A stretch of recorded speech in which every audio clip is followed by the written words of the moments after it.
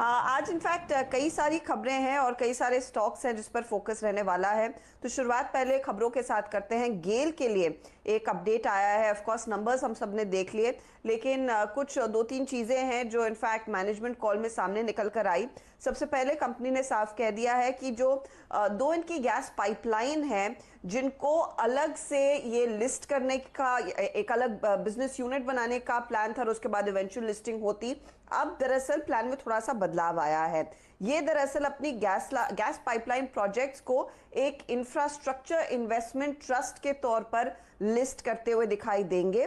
पहले प्लान यही था कि गैस ट्रांसमिशन बिजनेस अलग करके एक सेपरेट एंटिटी बनेगा। तो ये पॉइंट नंबर 1 है। पॉइंट नंबर 2, एथेनॉल प्ले में दरअसल अब गेल आ रहा है, जहां पर ये कह रहे हैं कि एक जेवी में उतर रहे हैं। 1000 लीटर प्रतिदिन एथेनॉल ब्लेंडेड प्रोडक्ट्स दरअसल ये प्रोड्यूस करेंगे और ये इनफैक्ट एक बड़ी अपॉर्चुनिटी गेल के लिए रहेगी।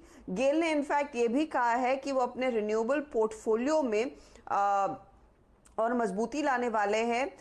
SECI प्रोजेक्ट्स के तौर पर ये कुछ करार करेंगे। EPC पार्टनर इनका भेल होगा। 400 मेगावाट के प्रोजेक्ट्स पर कंपनी दरअसल काम करती हुई दिखाई दे रही है। तो ये कुछ फाइन प्रिंट्स निकल कर आए हैं मार्च अर्निंग्स के बाद जो एनालिस्ट कॉल हुआ उसमें।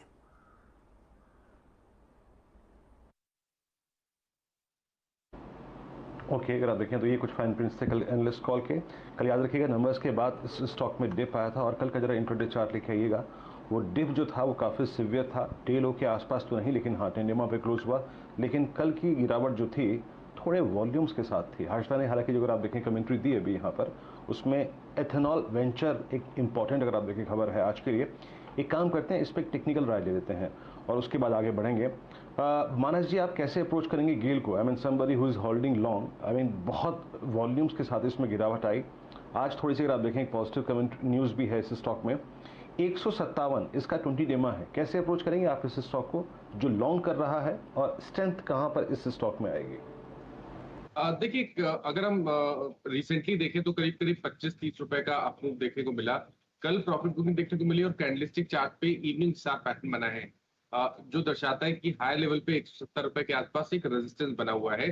शायद स्टॉक थोड़ा करेक्ट होगा, 158-155 की रेंज में आएगा।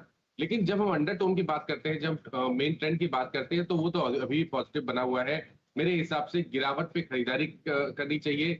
150 रुपए जो कि इसका 50 डे मूविंग एवरेज है, वहां पर आपको स्टॉप लॉस रखना है। और आप उम्मीद करिए कि एक छोटे से करेक्शन के बाद रैली रिज्यूम होगी और हमें वापस 170 से लेकर 175 तक के स्तर देखने को मिलेंगे। तो गेल में गिरावट पे खरीदारी करने की राय रहेगी 150 के स्टॉप लॉस के साथ। 150, चलिए मैंने एक लेवल ले लिया इसलिए क्योंकि 150 इसके लिए बहुत क्रिटिकल लेवल है, साइकोलॉजिकल भी है, प्लस वो कहीं ना कहीं इसका आता है 50 डे एक्सपोनेंशियल मूविंग एवरेज जो इसने नहीं तोड़ा है 4 मई के बाद से। सुमित, हाउस व्यूज क्या है गेल पर? एग्जैक्टली कैसे अप्रोच कर रहे हैं हाउसेज यहाँ पर? हालांकि कल वॉल्यूम्स के बीच में गिरावट थी, नया व्यू क्या है गेल पे?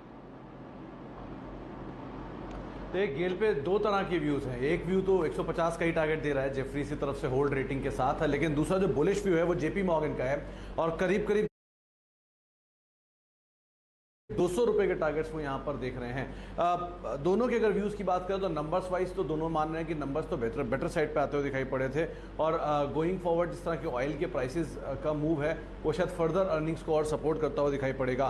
गैस ट्रेडिंग बिजनेस लगातार 3 क्वार्टर से लॉस दिखा रहा था, जिसके बाद अब वो EBITDA पॉजिटिव होता हुआ दिखाई पड़ा है, जो कि इस कंपनी के लिए एक पॉजिटिव ट्रेजेक्ट्री के लिए कामकाज करता हुआ दिखाई पड़ रहा है। ये पॉजिटिव पार्ट रहे, लेकिन कुछ नेगेटिव पार्ट्स थे, जैसे EBITDA मिस इस क्वार्टर के अंदर अनुमान से थोड़ा सा नीचे आता हुआ दिखाई पड़ा है। ट्रांसमिशन कारोबार बढ़ा है, लेकिन अनुमान जितना नहीं, 1% के आसपास की बढ़त, 3% का एक अनुमान बाजार लगाकर चल रहा था।